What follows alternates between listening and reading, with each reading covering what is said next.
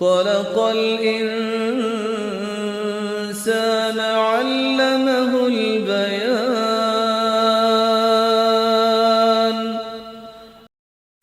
نحمده ونصلي على رسوله الكريم، اما بعد، فاعوذ بالله من الشيطان الرجيم. بسم الله الرحمن الرحيم. رب اشرح لي صدري ويسر لي امري واحلل عقدة من لساني يفقهوا قولي. ترجمہ: وَإِذْ اور جب قال کہا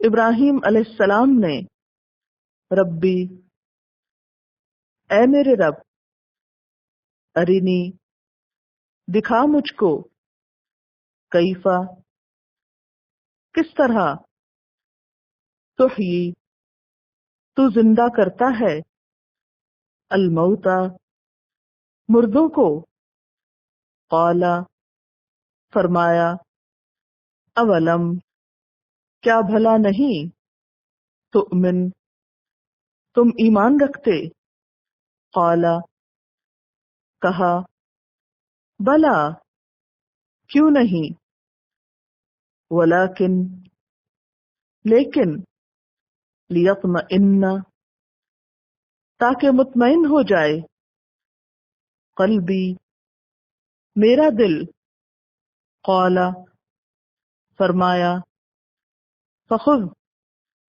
پس لے لو اربعتن 4 من الطیر پرندوں میں سے فصرہن تو مائل کرو ان کو ہلا لو ان کو الیکا اپنی طرف ثم پھر اجعل رکھ دو علی اوپر کل جبل ہر پہاڑ کے منہن ان میں سے جزءاً ایک حصہ ثم ادعوہن پھر بلاؤ ان کو یأتینک وہ آئیں گے تیرے پاس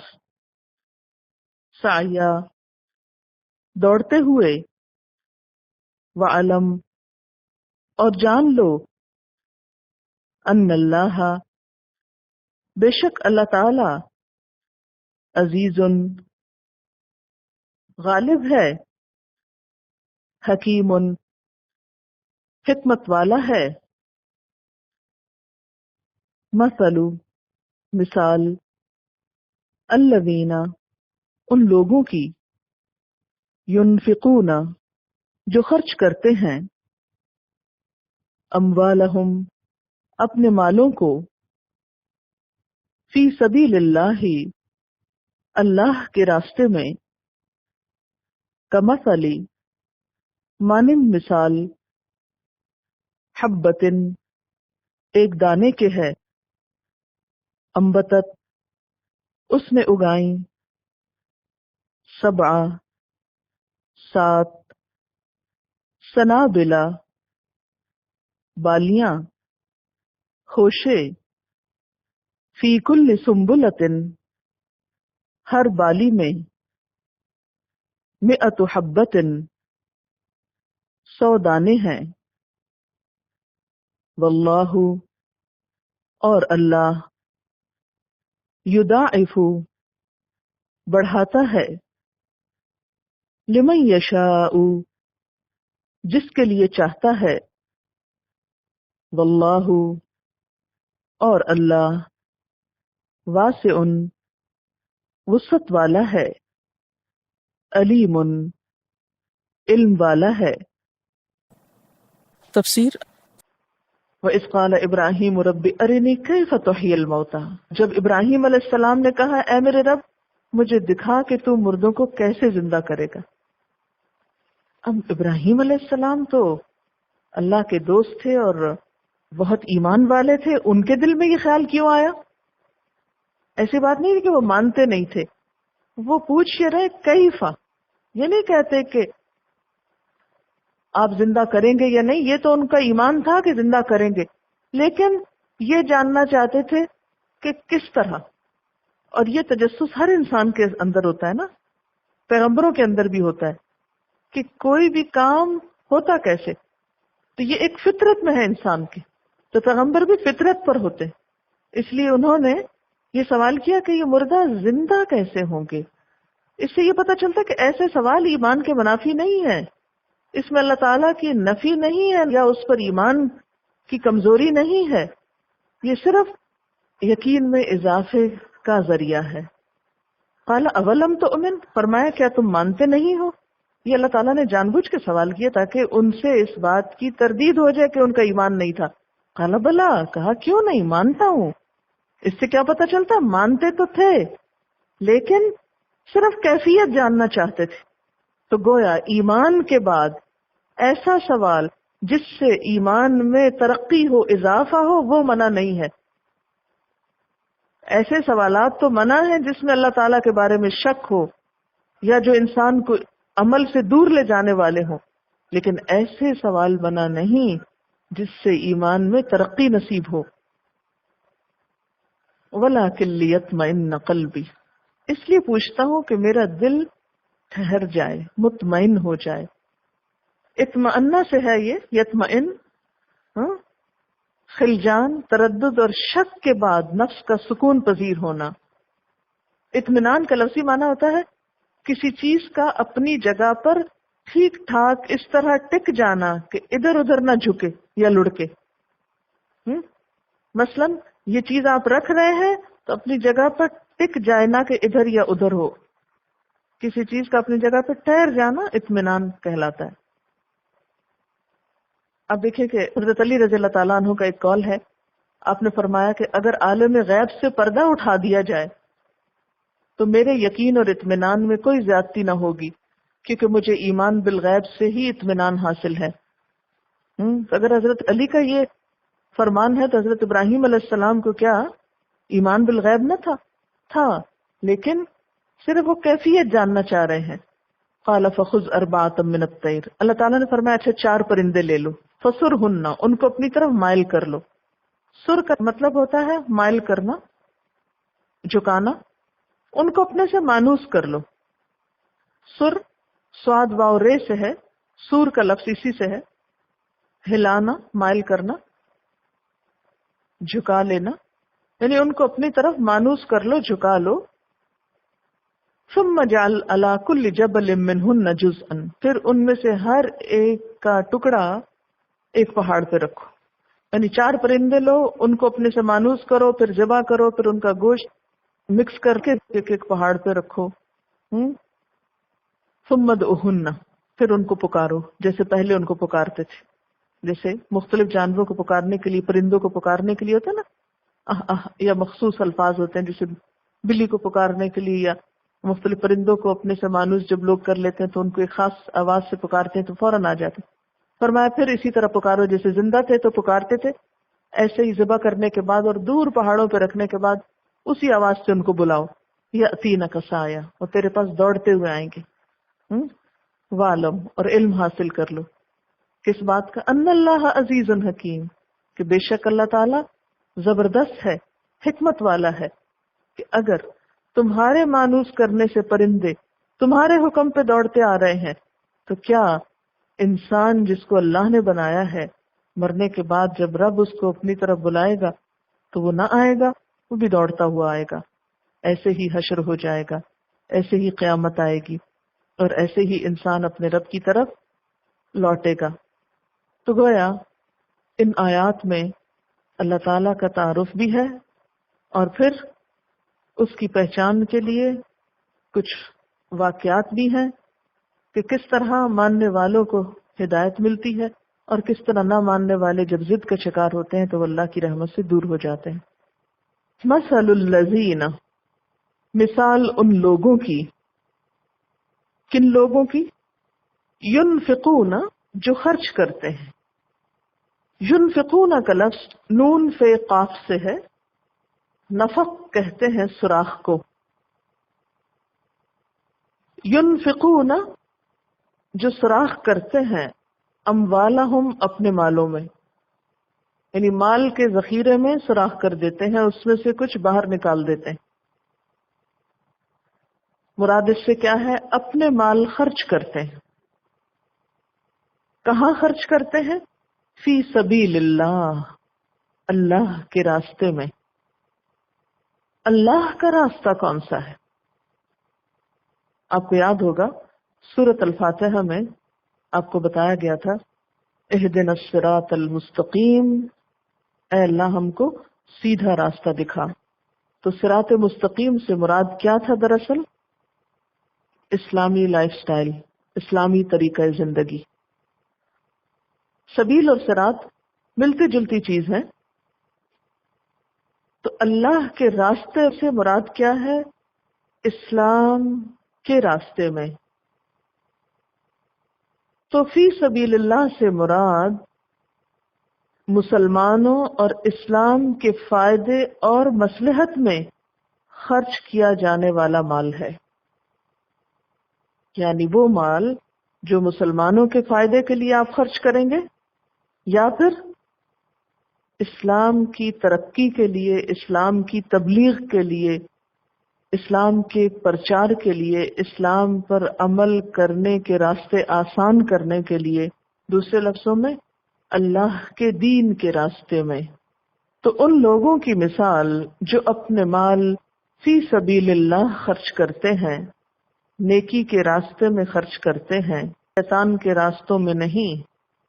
کمثل حبۃ، مانند مثال ایک دانے کے ہے۔ حبہ دانا، کیسا دانا؟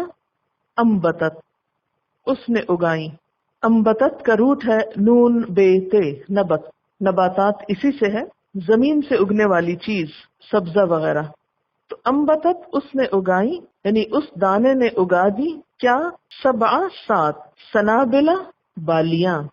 سنبل کی جمع ہے سنابل، خوشے، بالیاں۔ آپ نے کبھی گندم کی بنچ دیکھی؟ گندم کا دانہ جب زمین میں ڈالا جاتا ہے تو ایک دانے سے اوپر کیا اگتا ہے؟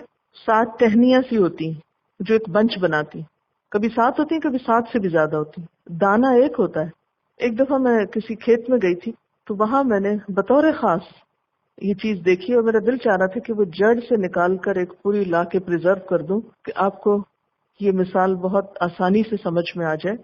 اور حیرت انگیز طور پر، یعنی ایک دانے سے نکلے ہوئے 7 جو خوشے تھے یا 7 بالیاں تھیں، وہ بہت ہی خوبصورت منظر پیش کر رہی تھیں۔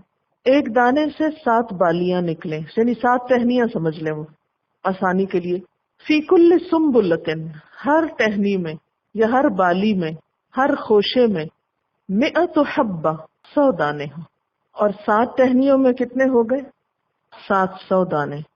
مراد اس سے کیا ہوئی کہ وہ شخص جو اللہ کی رضا کے لیے، اللہ کی خوشی کے لیے، اللہ کے راستے میں، نیکی کے راستے میں، خیر اور بھلائی کے راستے میں جب اپنا مال خرچ کرتا ہے تو 1 پیسے کا ثواب 700 گنا تک ملتا ہے۔ وہ 1 پیسہ ایک نہیں رہتا بلکہ بڑھ کر 700 گنا تک چلا جاتا ہے۔ اور صرف 700 نہیں بلکہ واللہ یضاعف لمن یشاء، اور اللہ بڑھاتا رہتا ہے جس کے لیے چاہتا ہے، یعنی اس سے بھی زیادہ بڑھا دیتا ہے، اور جب تک چاہے بڑھاتا رہتا ہے۔ کیوں؟ اس لیے کہ واللہ واسع علیم، اللہ وسعت والا ہے، علم والا ہے۔ اللہ کے خزانوں میں کسی چیز کی کمی نہیں، اور وہ جانتا ہے کہ کسی بھی شخص کے خالص نیت سے خرچ کیے ہوئے مال کے اثرات کہاں کہاں تک جا رہے ہیں، اس سے کس کس نے کتنا فائدہ اٹھایا ہے۔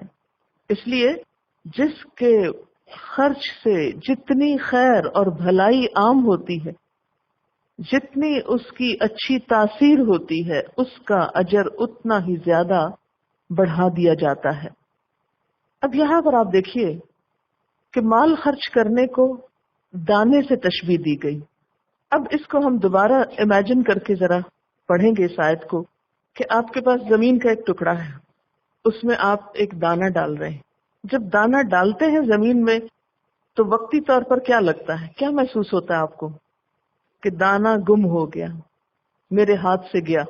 بالکل اسی طرح جب انسان پیسہ خرچ کرتا ہے تو بظاہر وہ اس کے ہاتھ سے چھوٹ جاتا ہے، اندھیرے میں چلا جاتا ہے کہ پتہ نہیں آگے کیا ہوا. کیونکہ جو چیز ہم دے دیتے ہیں پھر ہمیں تو نہیں پتا ہوتی کہ وہ گئی کہاں. جب وہ چیز ہم سے الگ ہو کے دوسرے کے پاس چلی جاتی، دوسرے کے ہاتھ میں چلی جاتی ہے، دوسرے کے پرس میں چلی جاتی ہے، یا کسی کام میں استعمال ہو جاتی ہے تو گئی.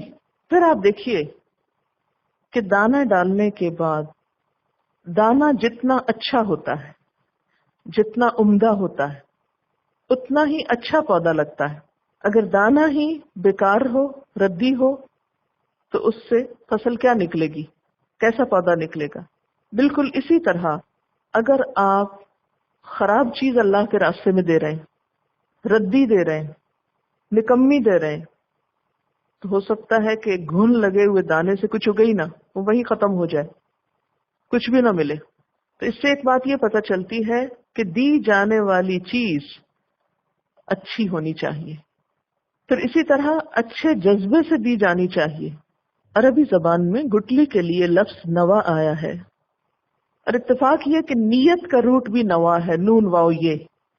تو دانا ایک تو گندم کا ہوتا ہے، اور ایک پھلوں کے لیے عام طور پر جیسے گٹلی ہوتی ہے. یعنی جتنی اچھی نیت ہوگی اس دانے کے ڈالنے میں اتنا ہی زیادہ اجر و ثواب ملے گا. پھر اسی طرح آپ دیکھیں کہ بسا اوقات دانا تو بہت اچھا ہوتا ہے، لیکن کچھ کیڑے مکوڑے آ کر کیا کرتے ہیں، اگے ہوئے دانے کو کھا جاتے ہیں. اسی طرح بسا اوقات ہم دیتے وقت تو بہت اچھی نیت سے کوئی چیز دیتے ہیں، لیکن بعد میں ہم اس پہ احسان جتانے لگتے ہیں، اب دیا ہوا ضائع ہو جاتا ہے. اس کی وضاحت آگے بھی آئے گی. پھر بسا اوقات کیا ہوتا ہے کہ دانہ بھی اچھا ڈالا، کیڑے مکوڑوں سے بھی بچا لیا، لیکن کوئی عرضی یا سماوی آفت آ گئی اس پہ، سب ختم.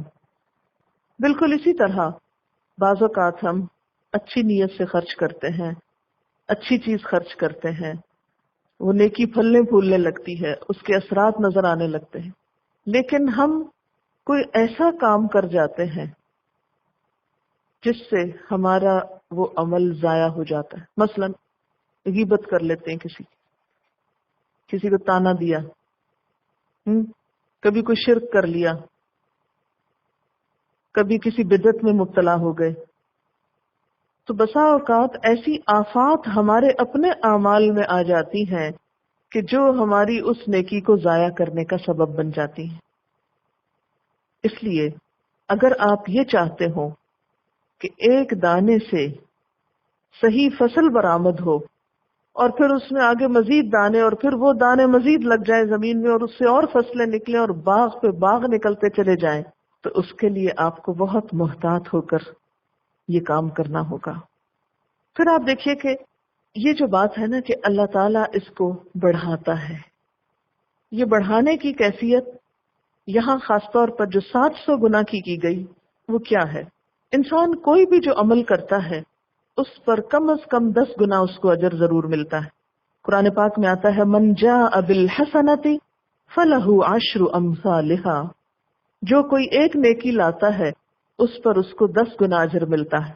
کوئی بھی انسان جو اللہ کے راستے میں مال خرچ کرتا ہے اس کا کم از کم 10 گنا تو اس کو ملتا ہی ہے. یہاں 700 گنا کی بات ہے اور اس سے بھی زیادہ کا وعدہ ہے. یہ فرق کیوں ہے؟ اس فرق کی بنیادی وجہ بسا اوقات نیت ہوتی ہے، بسا اوقات طریقہ ہوتا ہے کہ کس طریقے پہ آپ کام کر رہے ہیں، اور بسا اوقات وہ جگہ جس میں آپ خرچ کر رہے ہیں اس کا فرق ہوتا ہے. کچھ نیکیاں وقتی اور سطحی ہوتی ہیں، آپ نے وقتی طور پر کسی کو کچھ دے دیا، ختم ہو گیا کام. لیکن کچھ مدات یا کچھ جگہ ایسی ہوتی ہیں کہ جس میں آپ جب خرچ کرتے ہیں تو وہ خرچ پھر بڑھتا چلا جاتا ہے، ملٹی پلائی ہوتا چلا جاتا ہے، اس کے اثرات بہت دور رس ہوتے ہیں. اور یہ کام خاص طور پر فی سبیل اللہ یا جہاد فی سبیل اللہ کا ہوتا ہے۔ نبی صلی اللہ علیہ وسلم نے فرمایا جو شخص جہاد میں کچھ مالی مدد دے گا، گو خود نہ جائے، یعنی ہم خود نہیں جا پا رہے، تاہم اسے 1 درہم کے بدلے 700 کے خرچ کرنے کا ثواب ملتا ہے، کیونکہ یہاں بھی فی سبیل اللہ ہے نا، تو فی سبیل اللہ میں جہاد لکھ سکتے ہیں، اور جہاد میں پھر باللسان اور بالقلم اور کئی قسمیں ہو سکتی ہیں، اور جو خود بھی شریک ہو، کیونکہ انفس کی بات بھی آتی ہے نا، جاہدوا فی سبیل اللہ باموالکم وانفسکم، تو 1 درہم کے بدلے 7 لاکھ درہم کے خرچ کرنے کا ثواب بھی ملتا ہے۔ یعنی ایک شخص خود نہیں جاتا، صرف پیسے دے دیتا ہے، اس کو 1 کے بدلے 700، لیکن ایک شخص خود بھی جا رہا ہے، پیسہ بھی لگا رہا ہے، تو 1 کے بدلے 7 لاکھ تک کا ثواب بتایا گیا۔ اسی طرح ایک اور حدیث ہے متفق علیہ، نبی صلی اللہ علیہ وسلم نے فرمایا جس نے حلال کمائی سے 1 کھجور برابر بھی خیرات کی، 1 کھجور یعنی چھوٹی سی چیز، اور اللہ تعالیٰ تک حلال کمائی ہی کی خیرات پہنچتی ہے، تو اللہ تعالیٰ اسے اپنے دائیں ہاتھ سے قبول کرتا ہے، اور خیرات کرنے والے کے لیے اس طرح بڑھاتا رہتا ہے جیسے تم میں سے کوئی اپنے بچھیرے یعنی بچڑے سے بھی چھوٹے بچے کی پرورش کرتا ہے، یہاں تک کہ وہ ایک پہاڑ برابر ہو جاتا ہے۔ اللہ تعالیٰ اس کو بڑھاتا رہتا ہے یہاں تک کہ 1 لقمہ پہاڑ برابر ہو جاتا ہے، اتنا زیادہ بڑھ جاتا ہے۔ دنیا کے کسی بینک میں جب آپ کچھ ڈالتے ہیں تو خواہ کسی بھی اسکیم میں لگائیں، کبھی ایسا نہیں ہوگا کہ 1 روپیہ ایک پہاڑ جتنا پروفٹ لے کر نکلے، لیکن آخرت انویسٹمنٹ بینک میں جب آپ کچھ جمع کراتے ہیں فی سبیل اللہ دین کی ترقی کے لیے، تو اس کا اجر و ثواب بے پناہ ہوتا ہے۔